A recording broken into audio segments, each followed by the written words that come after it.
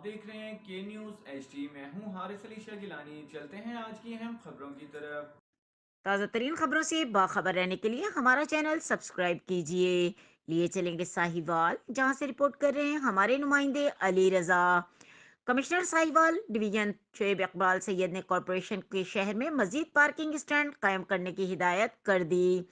ان parking stand سے شہر کے معروف مارکیٹوں میں خریداری کے لیے آنے والے کا گاڑیاں پارک کرنے کی سہولت میسر آئے گی اور کارپوریشن کی آمدن میں بھی اضافہ ہوگا۔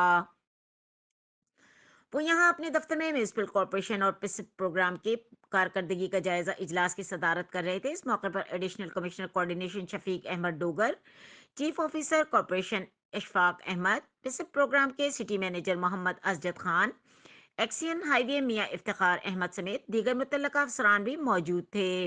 اجلاس میں چیف آفیسر اشفاق احمد نے بتایا کہ کارپوریشن میں شہر میں اپنی موجودگی پارکنگ سٹینڈ سے سالانہ 40 لاکھ روپے آمدن حاصل کر رہا ہے، اور اگر مزید اسٹینڈ قائم کیے جائیں تو یہ آمدن 2 کروڑ تک بڑھائی جا سکتی ہے۔ کمشنر شعیب اقبال سید نے ایڈیشنل کمشنر کوارڈینیشن کی سربراہی میں ایک کمیٹی قائم کرنے کی ہدایت کر دی، جو مزید اسٹینڈ کی جگہ کی نشاندہی کرے گی۔ انہوں نے مزید مشن چوک متصل تجاوزات کو ختم کرنے کی بھی ہدایت کی ہے، تاکہ ٹریفک میں حائل خلل کو دور کیا جا سکے۔ مزید خبروں اور اپڈیٹس کے لیے ہمارے ساتھ رہیے گا، تب تک کے لیے اپنا خیال رکھیے گا۔ اللہ حافظ۔